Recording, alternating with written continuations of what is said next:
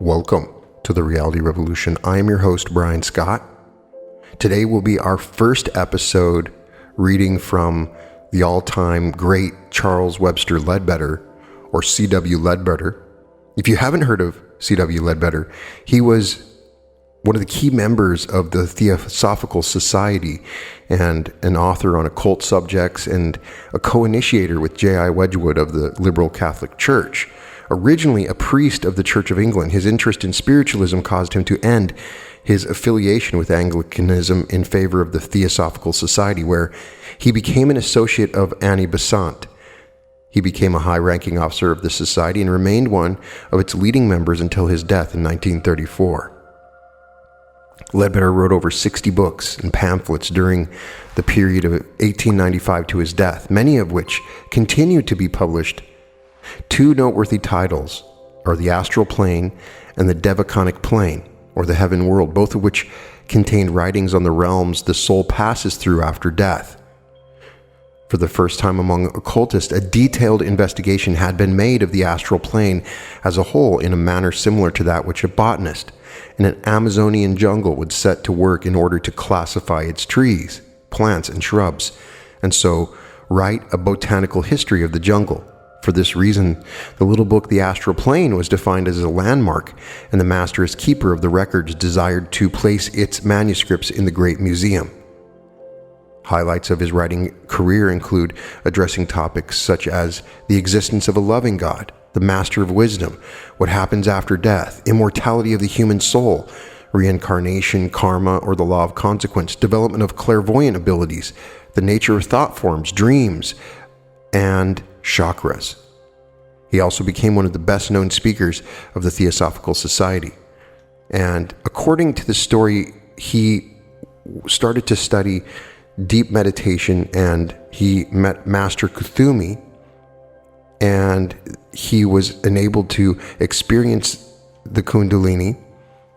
Once he did, he had the ability to have full sight into the astral, and he used this in his writings, claiming that he could see.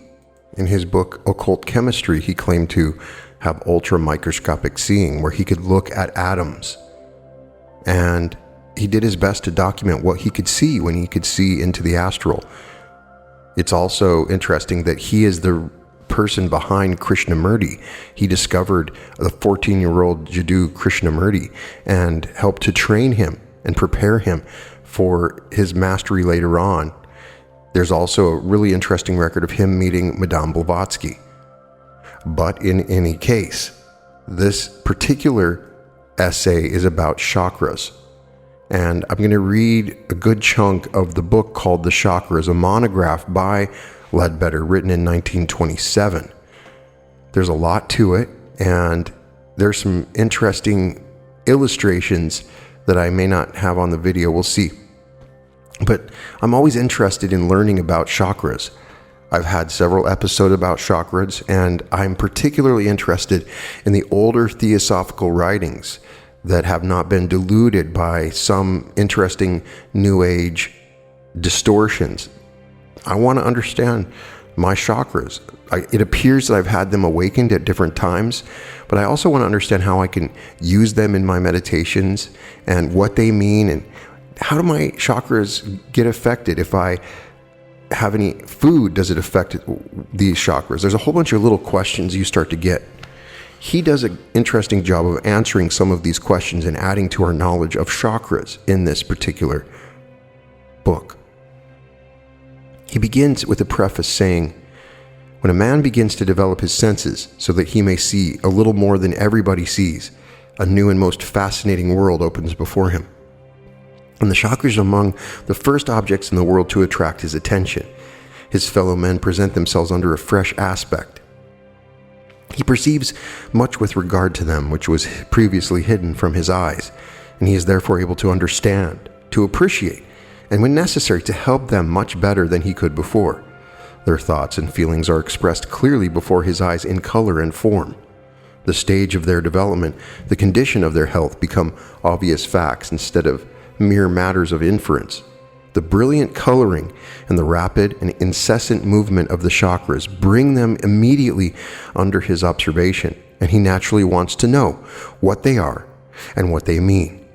It is the object of this to provide an answer to those questions and to give to those who have not yet made any attempt to unfold their dormant faculties some idea of at least this one small section of what is seen by their more fortunate brethren. In order to clear away inevitable preliminary misconceptions, let it be definitely understood there is nothing fanciful or unnatural about the sight which enables some men to perceive more than others. It is simply an extension of faculties with which we are all familiar, and to acquire it is to make oneself sensitive to vibrations more rapid than those to which our physical senses are normally trained to respond. These faculties will come to everyone in due course of evolution, but some of us have taken special trouble to develop them now in advance of the rest, at the cost of many years of harder work than most people would care to undertake. I know that there are still many men in the world who are so far behind the times as to deny the existence of such powers, just as there are still villagers who have never seen a railway train. I have neither time nor space to argue with such invincible ignorance. I can only refer inquirers to my book on clairvoyance, or to scores of books by other authors on the same subject. The whole case has been proved hundreds of times, and no one who is capable of weighing the value of evidence can any longer be in doubt. Much has been written about the chakras, but it is chiefly in Sanskrit or in some of the Indian vernaculars. It is only quite recently that any account of them has appeared in English. I mentioned them myself in The Inner Life, about 1910, and since then Sir John Woodruff's magnificent work, The Serpent Power, has been issued, and some of the other Indian books have been translated. The symbolical drawings of them which are used by the Indian yogis were reproduced in The Serpent Power, but so far as I am aware, the illustrations which I give in this book are the first to attempt to represent them as they actually appear to those who can see them. Indeed, it is chiefly in order to put before the public this fine series of drawings. Being much more occupied with other work, it is my intention merely to collect and reprint as accompanying letterpress to the illustrations the various articles which I had long ago written on the subject. But as I looked over them, certain questions suggested themselves, and a little investigation put me in possession of additional facts, which I have duly incorporated. An interesting point is that both the vitality globule and the kundalini ring were observed by Dr. Annie Besant and catalogued as hypermeta proto-elements as long ago as 1895, though we did not then follow them far enough to discover their relation to one another and the important part they play in the economy of human life. The force centers, the meaning of the word. The word chakra is Sanskrit and signifies a wheel. It is also used in various subsidiary, derivative, and symbolical senses, just as its English equivalent, as we might speak of the wheel of fate. So does the Buddhist speak of the wheel of life and death. And he describes that first great sermon in which the Lord Buddha propounded his doctrine as the Dhammacakkappavattana Sutta, Chakra being the Pali equivalent of the Sanskrit chakra, which Professor Rhys Davids poetically renders as to set rolling the royal chariot wheel of a universal empire of truth and righteousness. That is exactly the spirit of the meaning which the expression conveys to the Buddhist devotee, though the literal translation of the bare words is turning of the wheel of law. The special use of the word chakra with which we are at the moment concerned is its application to a series of wheel-like vortices which exist in the surface of the etheric double of man. Preliminary explanations. As this book may fall into the hands of some who are not familiar with theosophical terminology, it may well be to insert here a few words of preliminary explanation. In ordinary superficial conversation, a man sometimes mentions his soul, implying that the body through which he speaks is the real man, and that this thing called the soul is a possession or appendage of that body, a sort of captive balloon floating over him and in some vague sort of way attached to him. This is a loose, inaccurate, and misleading statement. The exact opposite is the truth. Man is a soul and owns a body, several bodies in fact, for besides the physical vehicle by means of which he transacts his business with his lower world. He has others which are not visible to ordinary sight, by means of which he deals with the emotional and mental worlds. With those, however, we are not for the moment concerned. In the course of the last century, enormous advances have been made in our knowledge of the minute details of the physical body.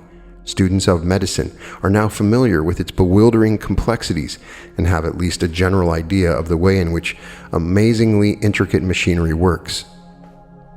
The etheric double.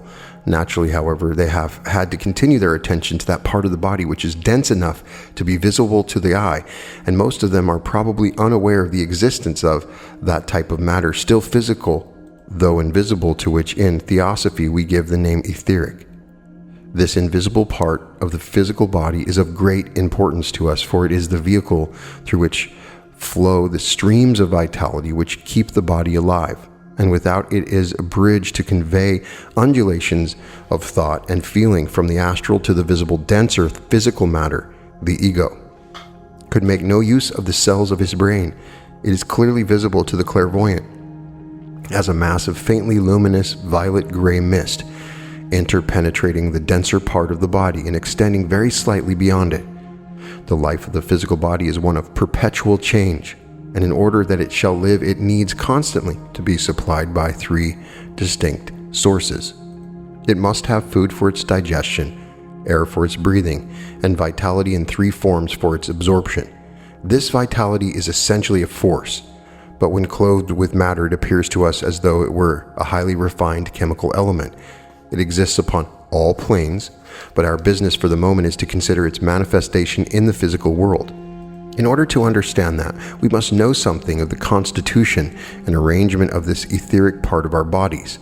I've written on this subject many years ago in various volumes, and Colonel A.E. Powell has recently gathered together all the information heretofore published and issued in a convenient form in a book called The Etheric Double.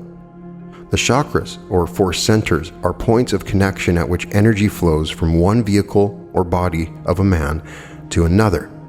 Anyone who possesses a slight degree of clairvoyance may easily see them in the etheric double, where they show themselves as saucer-like depressions or vortices in its surface. When quite undeveloped, they appear as small circles, about 2 inches in diameter, glowing dully in the ordinary man, but when awakened and vivified, they are seen as blazing, coruscating whirlpools, much increased in size and resembling miniature suns. We sometimes speak of them as roughly corresponding to certain physical organs. In reality, they show themselves at the surface of the etheric double, which projects slightly beyond the outline of the dense body. If we imagine ourselves to be looking straight down into the bell of a flower of the convolute type, we shall get some idea of the general appearance of a chakra. The stalk of the flower in each spring from a point in the spine, so another view might show the spine as a central stem, from which flowers shoot forth at intervals, showing the opening of their bells at the surface of the etheric body. All these wheels are perpetually rotating, and into the hub or open mouth of each force from the higher world is always flowing a manifestation of the life stream issuing from the second aspect of the solar logos, which we call the primary force. That force is sevenfold in its nature, and all its forms operate in each of these centers, although one of them in each case usually predominates over the others. Without this inrush of energy, the physical body could not exist. Therefore, the centers are in operation in everyone, although in the undeveloped person they are usually in comparatively sluggish motion, just forming the necessary vortex for the force and no more. In a more evolved man, they may be glowing and pulsating with living light, so that an enormously greater amount of energy passes through them, with the result that there are additional faculties and possibilities open to the man. The root or base chakra, or the Muladhara, or the base of the spine. The spleen or splenic chakra. The spleen chakra is not indicated in the India books. Its place is taken by a center called the Svadhisthana, situated in the neighborhood of the generative organs, to which the same 6 petals are assigned. From our point of view, the arousing of such a center would be regarded as a misfortune, as there are serious dangers connected with it. In the Egyptian scheme of development, elaborate precautions were taken to prevent any such awakening. the navel or umbilical chakra or the manipura at the navel over the solar plexus, the heart or cardiac chakra or anahata over the heart, throat or laryngeal chakra, the vishuddha at the front of the throat, brow or frontal chakra, the anja between the eyebrows, and the crown or coronal chakra, the sahasrara on the top of the head. This divine energy pours into each center from without, sets up at right angles to itself. That is to say, in the surface of the etheric double, secondary forces in undulatory circular motion, just as bar magnet thrust into an induction coil produces a current of electricity which flows around the coil at right angles to the axis or direction of the magnet. The primary force itself, having entered the vortex, radiates from it again at right angles, but in straight lines, as though the center of the vortex were the hub of a wheel, and the radiations of the primary force its spokes. By means of these spokes, the force seems to bind the astral and etheric bodies together as though with grappling hooks. The number of these spokes differs in the different force centers and determines the number of waves or petals with each of them. Because of these centers have often been poetically described in Oriental books as resembling flowers. Each of the secondary forces which sweep around the saucer-like depression has its own characteristic wavelength, just as light of a certain color, but instead of moving in a straight line as light does, it moves along relatively large undulations of various sizes, each of which is some multiple of the smaller wavelengths within it. The number of undulations is determined by the number of spokes in the wheel, and the secondary force weaves itself under and over the radiating currents of the primary force, just as basket work might be woven around the spokes of a carriage wheel. The wavelengths are infinitesimal, and probably thousands of them are included within one of the undulations. As the forces rush round in the vortex, these oscillations of different sizes, crossing one another in this basketwork fashion, produce the flower-like form to which I have referred. It is perhaps still more like the appearance of a certain saucer or shallow vases of wavy, iridescent glass, such as are made in Venice. All of these undulations or petals have that shimmering pavonine effect, like the mother of pearl, yet each of them has usually its own predominant color, as will be seen from our illustrations. The nacreous silvery aspect is likened in Sanskrit works to the gleam of moonlight on water. The first center is the root chakra. The first center, at the base of the spine, has a primary force which radiates out in 4 spokes, and therefore arranges its undulations so as to give the effect of its being divided into quadrants, alternately red and orange in hue, with hollows between them. This makes it seem as though marked with the sign of the cross, and for that reason the cross is often used to symbolize this center. And sometimes a flaming cross is taken to indicate the serpent fire which resides in it. When acting with any vigor, this chakra is fiery orange-red in color, corresponding closely with the type of vitality which is set down to it from the splenic center. Indeed, it will be noticed that in the case of every one of the chakras, a similar correspondence with color of its vitality may be seen. The Spleen Chakra, the second center, the splenic, at the spleen is devoted to the specialization, subdivision, and dispersion of the vitality which comes to us from the sun. That vitality is poured out again from it in 6 horizontal streams, the 7th variety being drawn into the hub of the wheel. This center therefore has 6 petals or undulations, all of different colors, and is specially radiant, glowing, and sun-like. Each of the 6 divisions of the wheel shows predominantly the color of one of the forms of the vital force: red, orange, yellow, green, blue, and violet.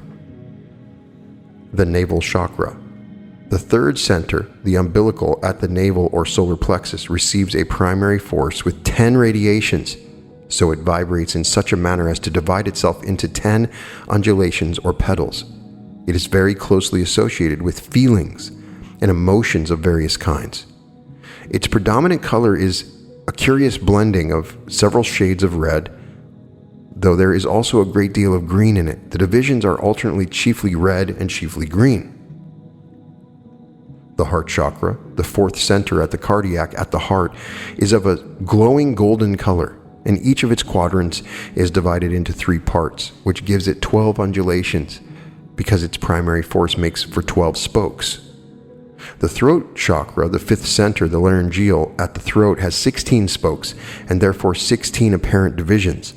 There is a good deal of blue in it, but its general effect is silvery and gleaming, with a kind of suggestion as of moonlight upon rippling water.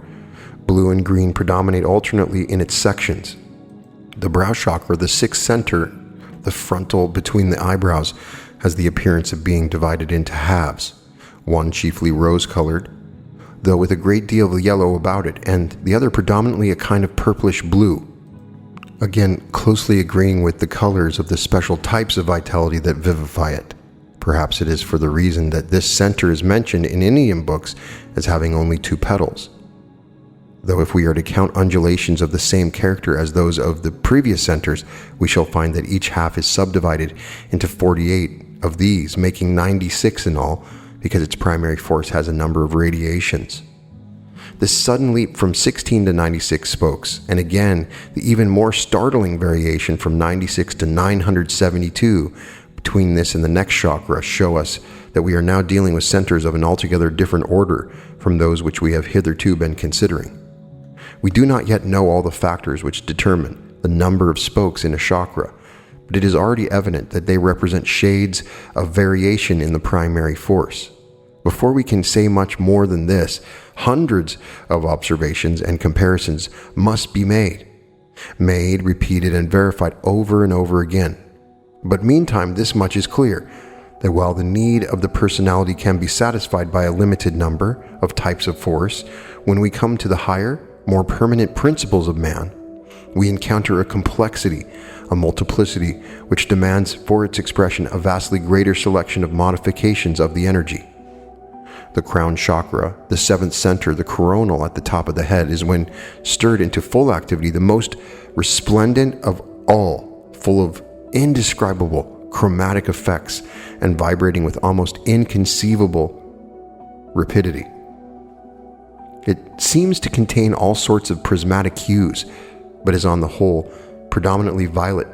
It is described in Indian books as the 1,000-petaled, and really, this is not very far from the truth, the number of radiations of its primary force in the outer circle being 960.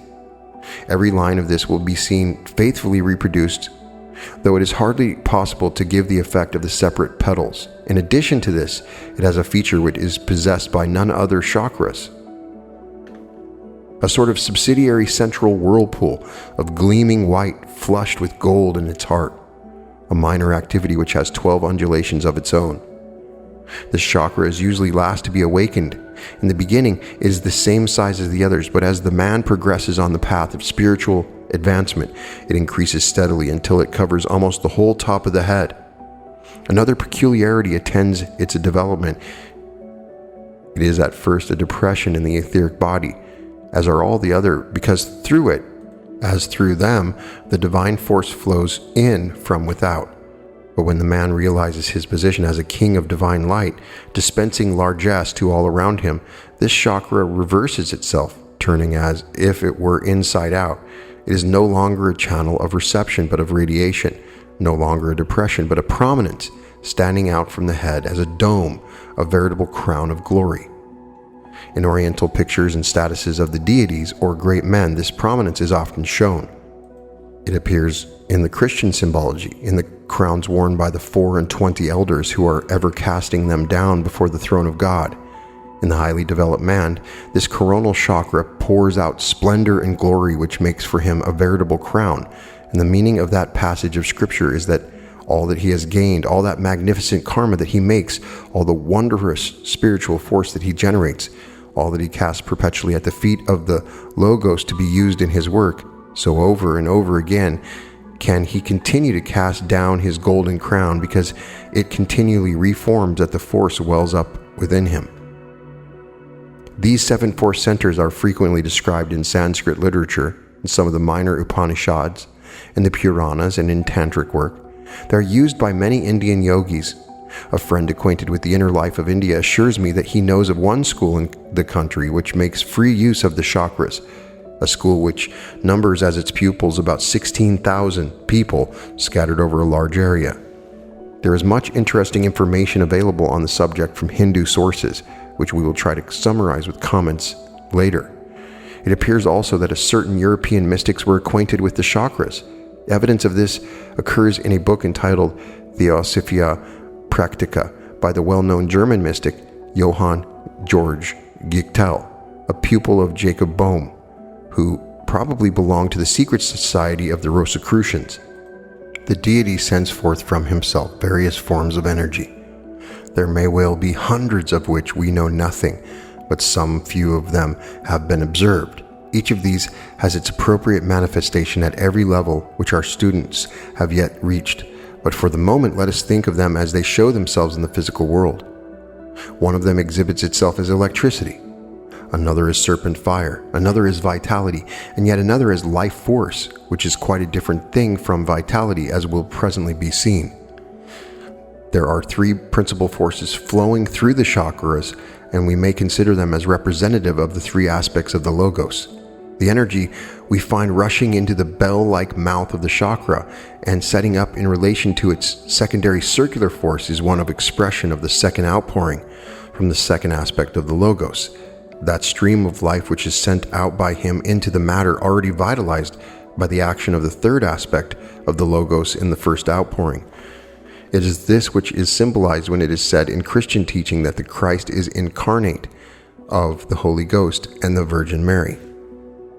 That second outpouring has long ago subdivided itself to an almost infinite degree.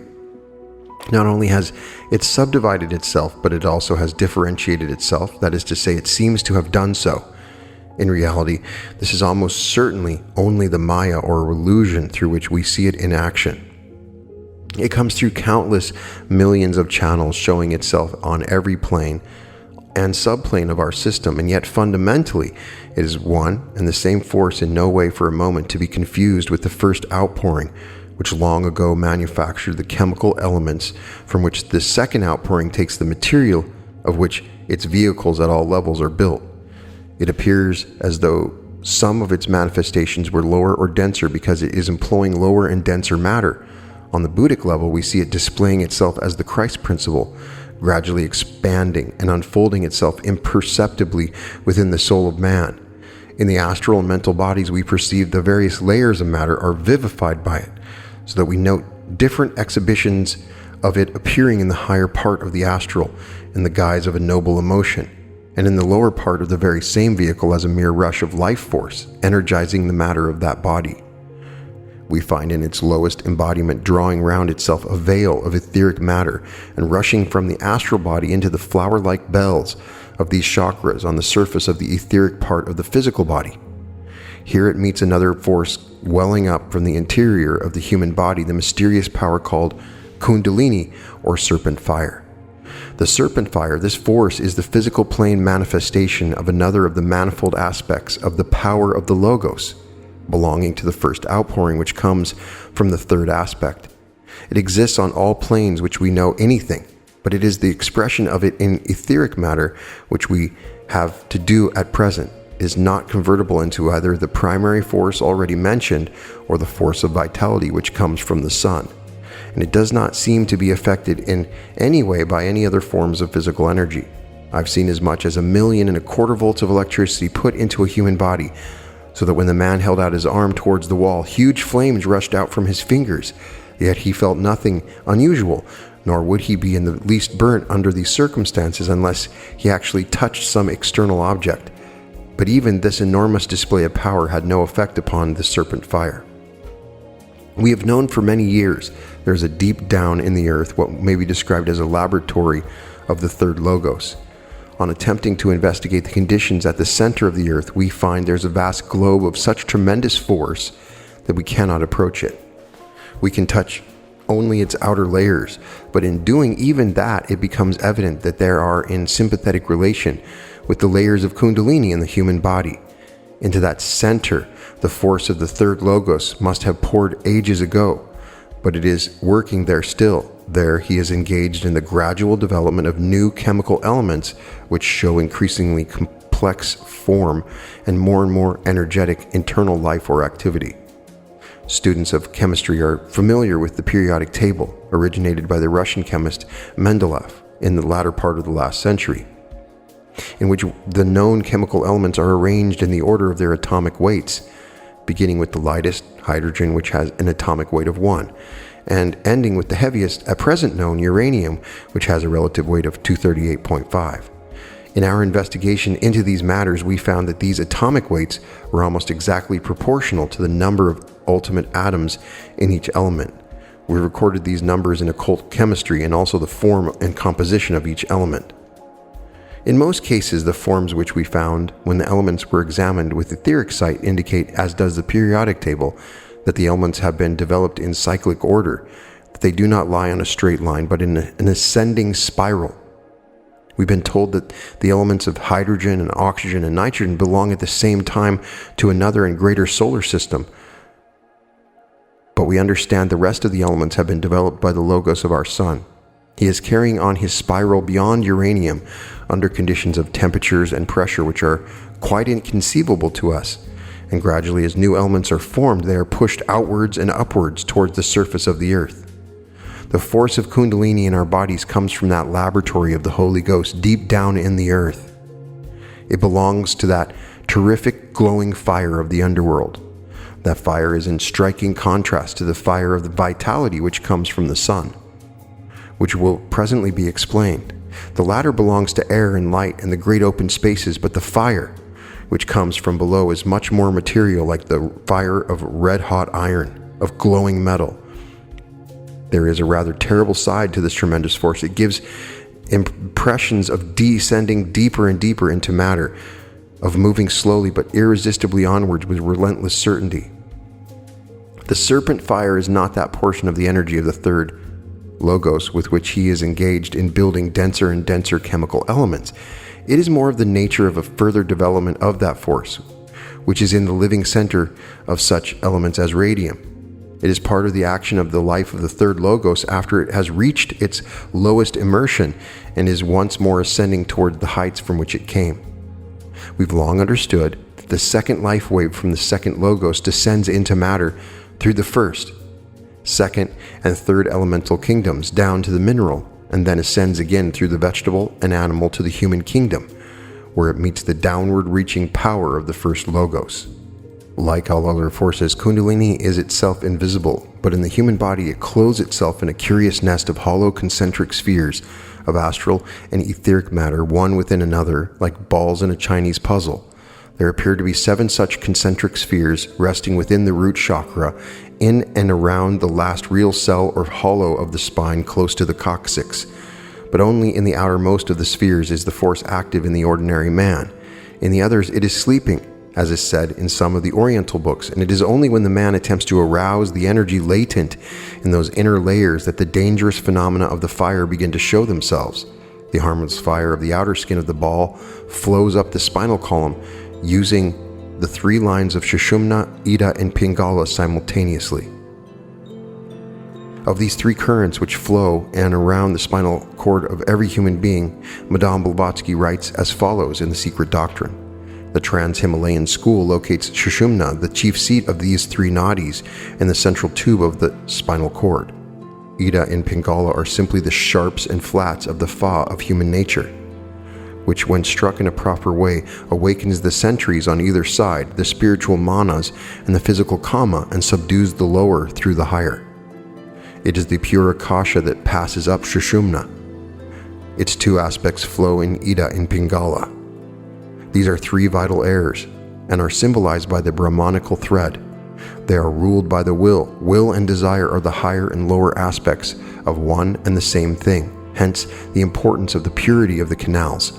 From these 3, circulation is set up, and from the central canal passes into the whole body. Ida and Pingala play along the curved wall of the cord in which is Sushumna. They are semi-material positive and negative sun and moon, and start into action the free and spiritual current of Sushumna. They have distinct paths of their own, otherwise they would radiate all over the body. In the hidden life in Freemasonry, I referred to a certain Masonic use of these forces as follows. It is part of the plan of Freemasonry to stimulate the activity of these forces in the human body in order that evolution may be quickened. The stimulation is applied at the moment when RWM creates, receives, and constitutes in the first degree. It affects the Ida or feminine aspect of the force, thus making it easier for the candidate to control passion and emotion. In the second degree, it is the Pingala or masculine aspect which is strengthened in order to facilitate the control of the mind. But in the third degree, it is the central energy itself, the Sushumna, which is aroused, thereby opening the way for the influence of the pure spirit from on high. It is passing up through this channel of the Sushumna that a yogi leaves his physical body at will in such a manner that he can retain full consciousness on higher planes, and bringing it back into his physical brain a clear memory of his experiences. The little figures below give a rough indication of the way in which these forces flow through the human body. In a man, the Ida starts from the base of the spine, just on the left of the Sushumna, and the Pingala on the right. But in a woman, these positions are reversed. The lines end in the medulla oblongata. The Kundalini, which normally flows up these specialized during this upward passage, that in two ways, there is in it a curious mingling of positive and negative qualities which might almost be described as male and female. On the whole, there is a great preponderance of the feminine aspect, which is perhaps the reason why in the Indian books this force is always spoken of as she. Also perhaps why a certain chamber in the heart where Kundalini is centered in some forms of yoga is described in the voice of the silence as the home of the world's mother. But when this serpent fire issues from its home in the root chakra and rises up the three channels, which we have mentioned, it is noteworthy the section rising through the channel Pingala is almost wholly masculine, whereas the rising through the channel Ida is almost wholly feminine. The large stream passing up the Sushumna seems to retain its original proportions. The second differentiation, which takes place during the passage of this force up the spine, is that it becomes intensely impregnated with the personality of the man, seems to enter at the bottom as a very general force and to issue forth at the top as definitely this particular man's nerve fluid, carrying with it the impress of his special qualities and idiosyncrasies, which manifest themselves in the vibrations of those spine centers which may be considered as the roots from which spring the stems of the surface chakras. Now, I'm skipping ahead a little bit. There's a discussion of the absorption of the vitality globule, which is fascinating reading, but I wanted to kind of give you the fundamental parts of this text. And I do recommend that you read the whole thing. There's some very beautiful illustrations that show the way that he could see those chakras. But my favorite chapter was the development of the chakras, the functions of the awakened centers. Besides keeping alive the physical vehicle, the force centers have another function, which comes into play only when they are awakened into full activity. Each of the etheric centers corresponds to an astral center, though as the astral center is a vortex in 4 dimensions, it has an extension in direction quite different from the etheric, and consequently is by no means always coterminous with it, though some part is always coincident. The etheric vortex is always on the surface of the etheric body, but the astral center is frequently quite in the interior of that vehicle. The function of each of the etheric centers when fully aroused is to bring down into physical consciousness whatever may be quality inherent in the astral center which corresponds to it. So before cataloging the results to be obtained by arousing the etheric centers into activity, it may be well to consider what is done by each of the astral centers, although these latter are already in full activity in all cultured people of later races. The astral centers. The first of these centers, as has already been explained, is the home of the serpent fire. This force exists on all planes, and by its activity the rest of the centers are aroused. We must think of the astral body as having been originally an almost inert mass, with nothing but the vaguest consciousness, with no definite power of doing anything, and no clear knowledge of the world which surrounded it. The first thing that happened then was the awakening of that force in the man at the astral level. When awakened, it moved on to the second center, corresponding to the physical spleen, and through it vitalized the whole astral body, enabling the person to travel consciously, though with only a vague conception as yet of what lie encountered on his journeys. Then it moved on to the third, that corresponding to the navel, and vivified it. thereby awakening in the astral body the power of feeling a sensitiveness to all sorts of influences, though without as yet anything like the definite comprehension that comes from seeing or hearing. The fourth center, when awakened, endowed the man with the power to comprehend and sympathize with the vibrations of other astral entities, so that he could instinctively understand something of their feelings. The awakening of the fifth, that corresponding to the throat, gave him the power of hearing on the astral plane. That is to say, it caused the development of that sense which in the astral world produces on our consciousness the effect which on the physical plane we call hearing. The development of the sixth, that corresponding to the center between the eyebrows, in a similar manner produced astral sight, the power to perceive definitely the shape and nature of astral objects instead of vaguely sensing their presence. The arousing of the seventh, that corresponding to the top of the head, rounded off and completed for him the astral life and endowed him with perfection of its faculties.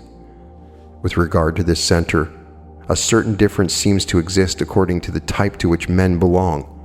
For many of us, the astral vortices corresponding to the sixth and seventh of these centers both converge upon the pituitary body, and for those people, the pituitary body is practically the only direct link between the physical and higher planes. Another type of people, however, while still attaching the sixth center to the pituitary body, bend or slant the seventh until its vortex coincides with the atrophied organ called the pineal gland, which is by people of that type vivified and made into a line of communication directly with the lower mental without apparently passing through the intermediate astral plane in the ordinary way. It was for this type that Madame Blavatsky was writing when she laid such emphasis upon awakening of that organ. Dr. Bresson also mentions this fact that the starting point of development begins at different levels with different persons in the following passage from A Study in Consciousness. The building of the centers and the gradual organization of them into wheels can be begun from any vehicle and will be begun in any individual from that vehicle, which represents the special type of temperament to which he belongs, according as a man belongs to one typical temperament or another. So will be the place of the greatest activity in the building up of all the vehicles, in the gradual making of them into effective instruments of consciousness to be expressed on the physical plane. This center of activity may in the physical, astral, lower, or higher mental body. In any of these, or even higher still, according to the temperamental type, this center will be found in the principle which marks out the temperamental type, and from that, it works upwards or downwards, shaping the vehicles so as to make them suitable for the expression of that temperament. Astral senses.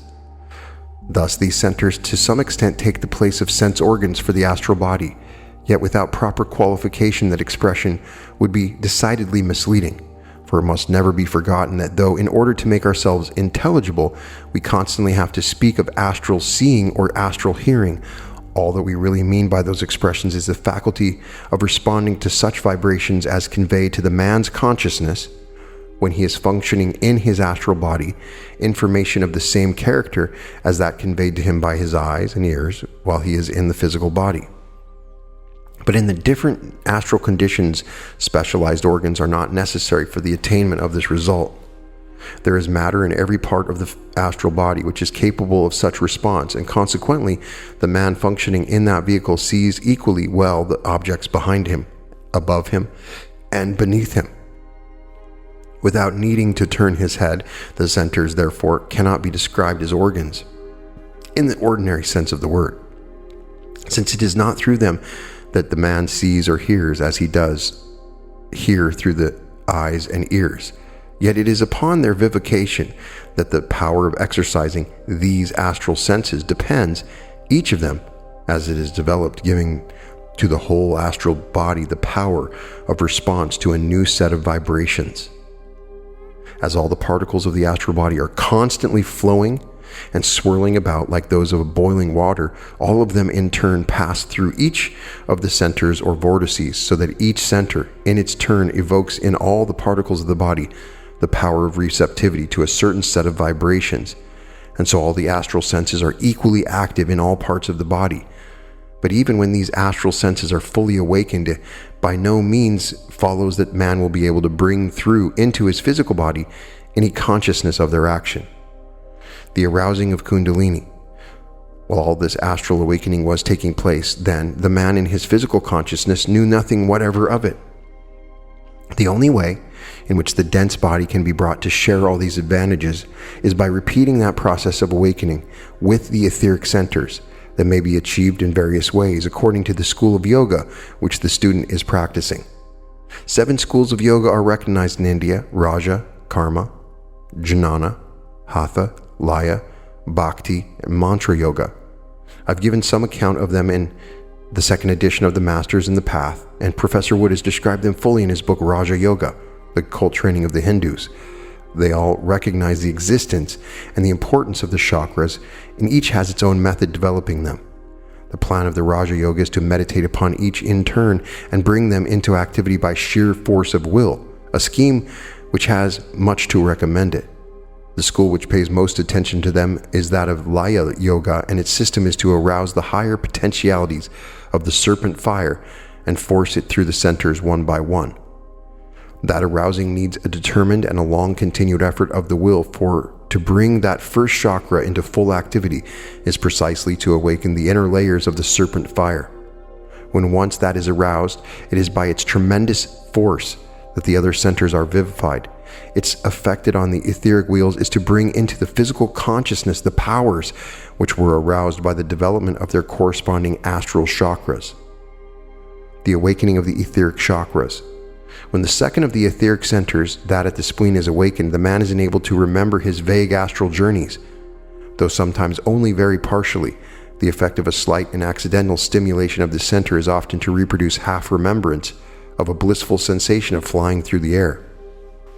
When the third center, that at the navel, comes into activity, the man begins in the physical body to be conscious of all kinds of astral influences, vaguely feeling that some of them are friendly and others hostile, or that some places are pleasant and others unpleasant, without in the least knowing why.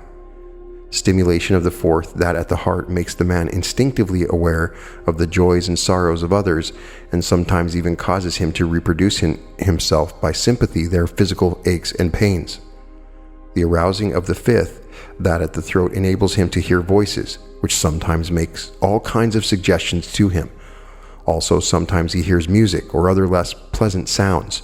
When it is fully working, it makes the main clairaudient as far as etheric and astral planes are concerned. When the sixth, between the eyebrows, becomes vivified, the man begins to see things, to have various sorts of waking visions, sometimes of places, people. In its earlier development, when it is only just beginning to be awakened, it often means nothing more than half seeing landscapes and clouds of color. The full arousing of this brings about clairvoyance. The center between the eyebrows is connected with sight in yet another way. It is through it that the power of magnification of minute physical objects is exercised. A tiny, flexible tube of etheric matter is projected from the center of it, resembling a microscopic snake, with something like an eye at the end of it. It is this special organ used in the form of clairvoyance, and the eye at the end of it can be expanded or contracted, the effect being to change the power of magnification according to the size of the object which is being examined. This is what is meant in ancient books when mention is made of the capacity to make oneself large or small at will. To examine an atom, one develops an organ of vision commensurate in size with the atom. This little snake projecting from the center of the forehead was symbolized upon the headdress of the Pharaoh of Egypt, who as the chief priest of the country was supposed to possess this among many other occult powers. When the seventh center is quickened, the man is able to, by passing through it, to leave his body in full consciousness, and also to return to it without the usual break, so this consciousness will be continuous through night and day. When the fire has been passed through all these centers in certain order, which varies for different types of people, the consciousness becomes continuous up to the entry into the heaven world at the end of the life on the astral plane, no difference being made by either the temporary separation from the physical body during sleep or the permanent division at death. Casual clairvoyance. Before this is done, however, the man may have many glimpses of the astral world, for specially strong vibrations may at any time galvanize one or other of the chakras into temporary activity, without arousing the serpent fire at all, or it may happen that the fire may be partially roused, and in this way also spasmodic clairvoyance may be produced for the time. For this fire exists, as we have said, in 7 layers or 7 degrees of force, and it often happens that a man who exerts his will in the effort to arouse it may succeed in affecting 1 layer only, and so when he thinks that he has done the work, he may find it ineffective and may have to do it all over again many times, digging gradually deeper and deeper until not only the surface is stirred, but the very heart of the fire is in full activity. The danger of premature awakening. The fiery power, as it is called in the voice of the silence, is in very truth liquid fire as it rushes through the body when it has been aroused by the will, and the course through which it ought to move is like coils of a serpent spiraling. In its awakened state, it may be called the world's mother in another sense that already mentioned, because through it our various vehicles may be vivified, so that the higher worlds may open before us in succession. For the ordinary person, it lies at the base of the spine unawakened, and its very presence unsuspected during the whole of his life, and it is indeed far better to allow it thus to remain dormant until the man has made definite moral development, until his will is strong enough to control it, and his thoughts pure enough to enable him to face its awakening without injury. No one should experiment with it without definite instruction from a teacher who thoroughly understands the subject, for the dangers connected with it are very real and terribly serious. Some of them are purely physical. Its uncontrolled movement often produces intense physical pain, and it may readily tear tissues and even destroy physical life. This, however, is the least of the evils of which is capable, for it may do permanent injury to vehicles higher than the physical. One very common effect of rousing it prematurely is that it rushes downward in the body instead of upwards, and thus excites the most undesirable passions, excites them and intensifies their effects to such a degree that it becomes impossible for the man to resist them, because a force has been brought into play in whose presence he is as helpless as a swimmer before the jaws of a shark.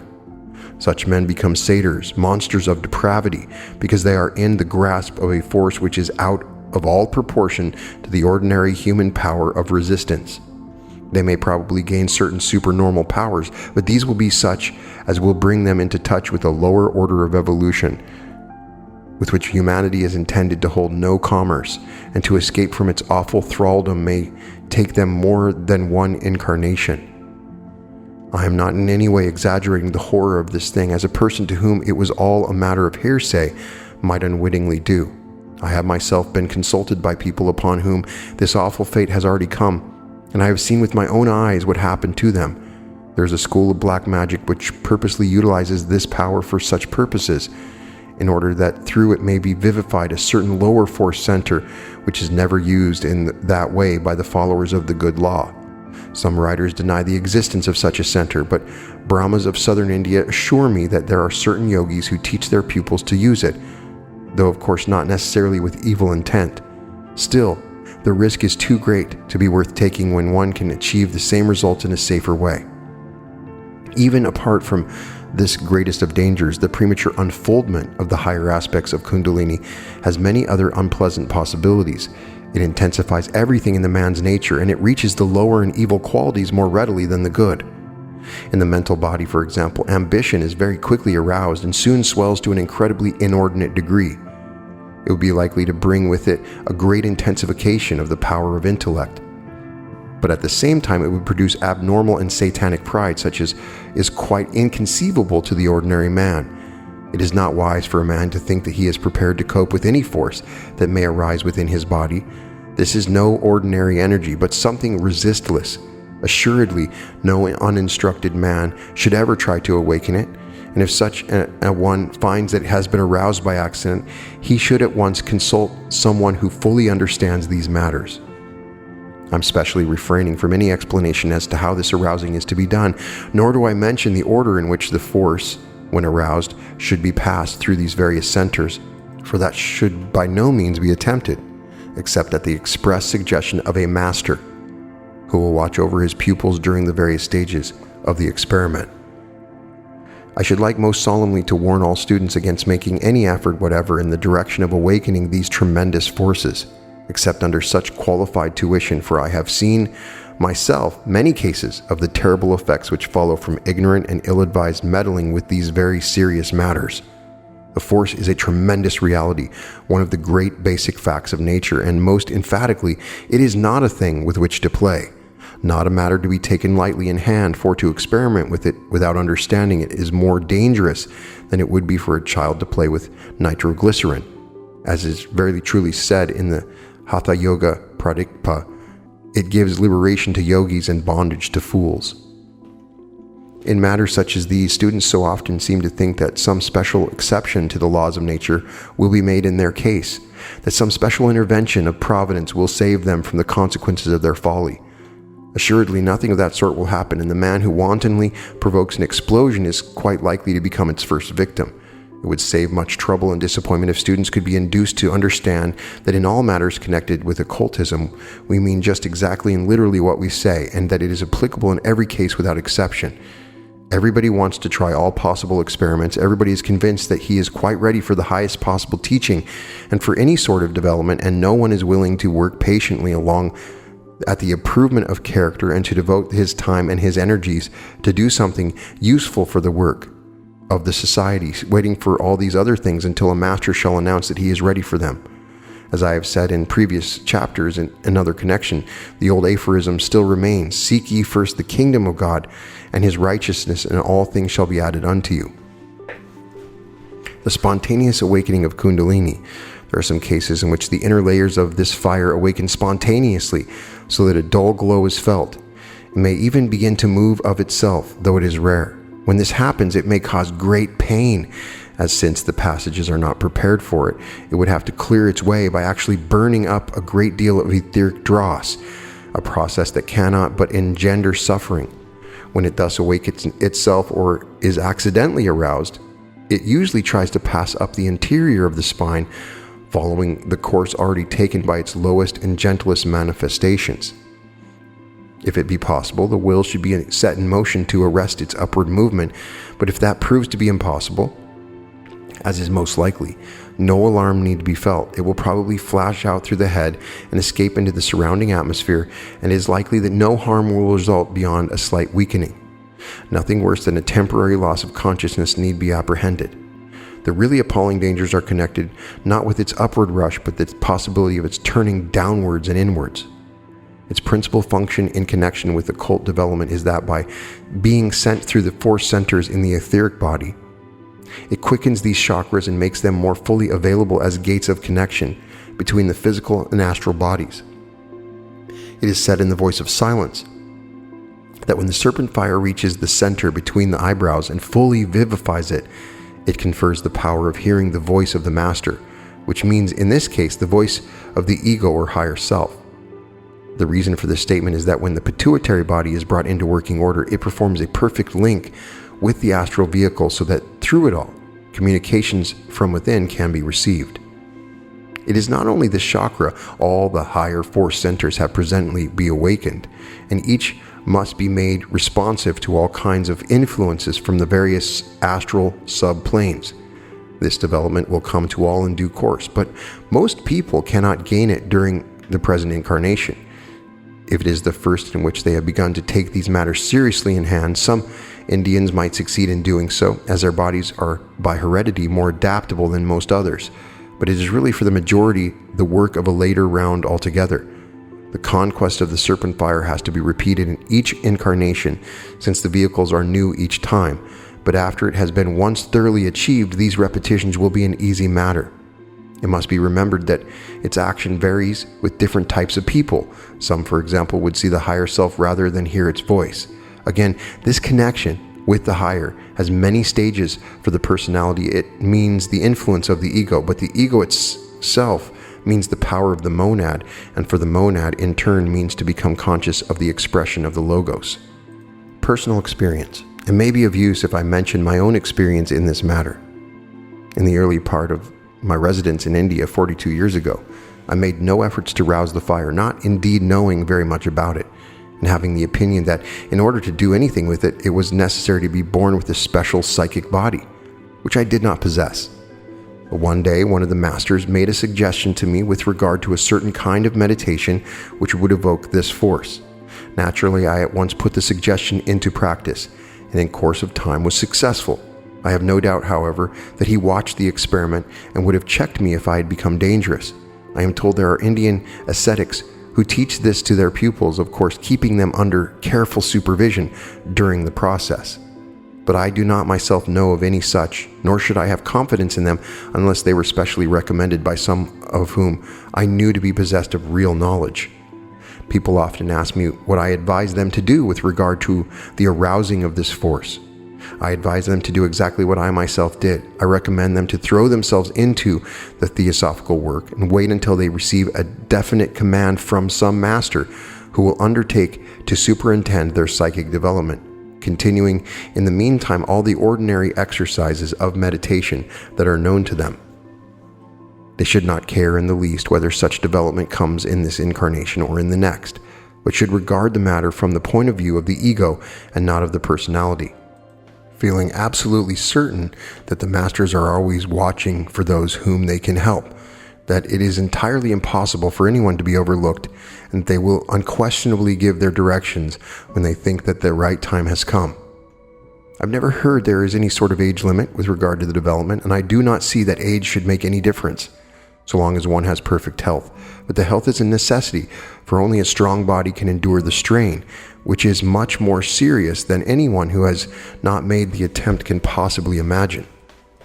The force, when aroused, must be very strictly controlled, and it must be moved through the centers in an order which differs for people of different types. The movement also, to be effective, must be made in a particular way, which the master will explain when the time comes.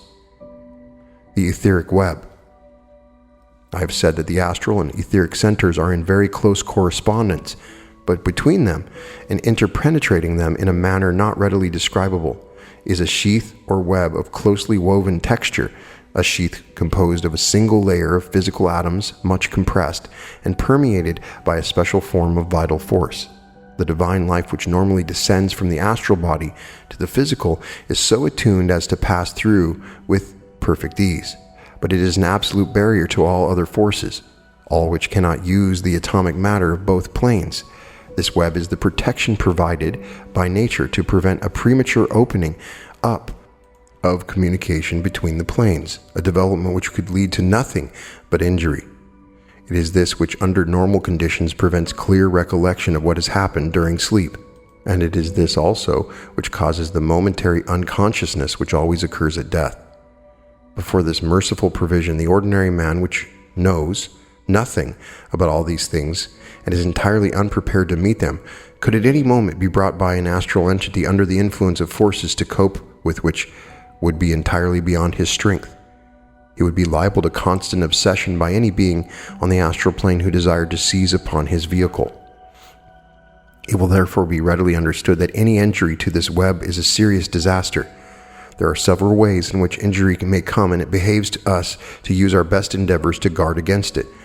It may come either by accident or by continued malpractice. Any great shock to the astral body, such for example as a sudden terrible fright, may rend apart this delicate organism, and as it is commonly expressed, drive the man mad. A tremendous outburst of anger may also produce the same effect. Indeed, it may follow upon any exceedingly strong emotion of an evil character, which produces a kind of explosion in the astral body. The effects of alcohol and drugs. The malpractices which may gradually injure this protective web are of two classes: use of alcohol or narcotic drugs, and the deliberate endeavor to throw open the doors which nature has kept closed by means of such a process, as is described in spiritualistic parlance as sitting for development. Certain drugs and drinks, notably alcohol and all the narcotics including tobacco, contain matter which on breaking up volatilizes, and some of it passes from the physical plane to the astral. Even tea and coffee contain this matter, but in quantities so infinitesimally small that it usually only after a long continued abuse of them that the effect manifests itself. When this takes place in the body of man, these constituents rush out through the chakras in the opposite direction to that for which they are intended, and in doing so, this repeatedly, they seriously injure and finally destroy the delicate web. This deterioration or destruction may be brought about in two different ways, according to the type of person concerning and to the proportion of the constituents in his etheric and astral bodies. First, the rush of volatilizing matter actually burns away the web and therefore leaves the door open to all sorts of irregular forces and evil influences. The second result is that these volatile constituents, in flowing through, somehow harden the atom so that its pulsation is to a large extent checked and crippled, and it is no longer capable of being vitalized by the particular type of force which welds into a web. The result of this is a kind of ossification of the web, so that instead of having too much coming through from one plane to the other, we have very little of any kind coming through. We may see the effects of both of these types of deterioration in the case of men who yield themselves into drunkenness. Some of these who are affected in the former way fall into delirium tremens, obsession, or insanity, but those are, after all, comparatively rare. Far more common is the second type of deterioration, the case in which we have a kind of general deadening down of the man's qualities, resulting in gross materialism, brutality, and animalism, in the loss of all the finer feelings and of the power to control himself. He no longer feels any sense of responsibility. He may love his wife and children when sober, but when the fit of drunkenness comes upon him, he will use the money which should have bought bread for them to satisfy his own bestial cravings, the affection and the responsibility having apparently entirely disappeared. The effect of tobacco. The second type of effect is very commonly to be seen among those who are slaves of the tobacco habit. Its effects are obvious in the physical, astral, and mental bodies. It permeates the man physically with exceedingly impure particles, causing emanations so grossly material they are frequently perceptible to the sense of smell. Astrally, it not only introduces impurity, but it also tends to deaden many of the vibrations, and it is for this reason that it is found to soothe the nerves, as it is called. But of course, for occult progress, we do not want the vibrations deadened, nor the astral body weighed down with poisonous particles.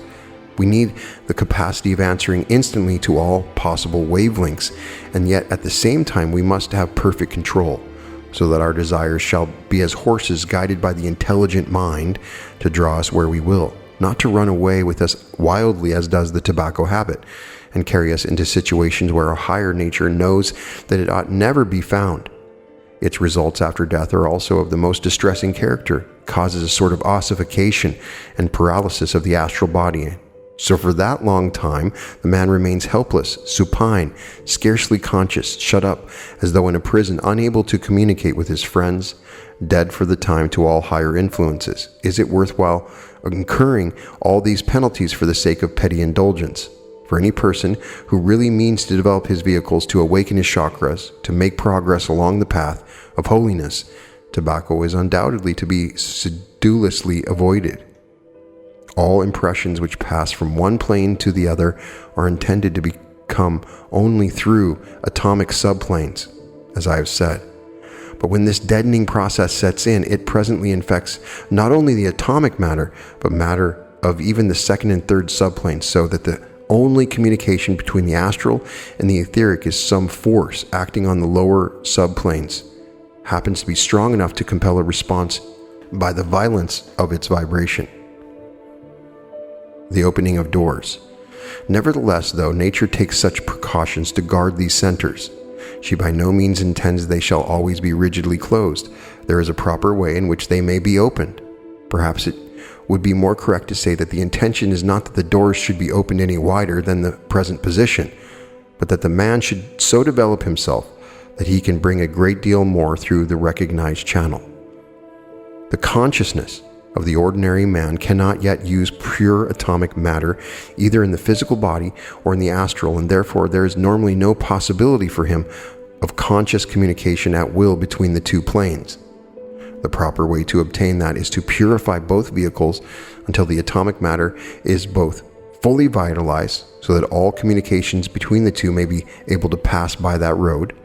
In that case, the web retains to the fullest degree its position and activity, and yet is no longer a barrier to perfect communication, while it still continues to fulfill its purpose of preventing the close contact between the lower subplanes, which permit all sorts of undesirable influences to pass through. That is why we're always adjured to wait for the unfolding of psychic powers until they come into the natural course of events as a consequence of the development of character. As we see from the study of these four centers, they surely will. That is the natural evolution. That is the only really safe way for it, by the student obtains all the benefits and avoids all the dangers. That is the path which our masters have trodden in the past, that therefore is the path for us today. So I find this interesting, and for a long time I've heard of the dangers of Kundalini. I did not experience it when I had it. I did not have a master helping me. I do believe that we have slowly moved into a higher level of vibration just by the very nature of the planet that we're on, and that we don't have as a negative response to the Kundalini as we used to. This is 100 years ago. I believe the energies that we're constantly in have sort of helped us to integrate into these Kundalini energies. I know for sure that drinking alcohol and smoking definitely affected me earlier on in my life when I experimented with chakras, and I was able to experience my own Kundalini awakening after I had quit drinking and smoking, of course, and it helped. It's interesting to think about these centers as a part of the etheric body, that we can't see it when we take an x-ray or do any sort of study. They're on another level. They're on the atomic level, and they're a part of this other body that is an actual physical body that you can't see. It's just less dense. I'm always interested to read this old material. I find it interesting. I'm always interested in the subtle differences of the colors of the chakra.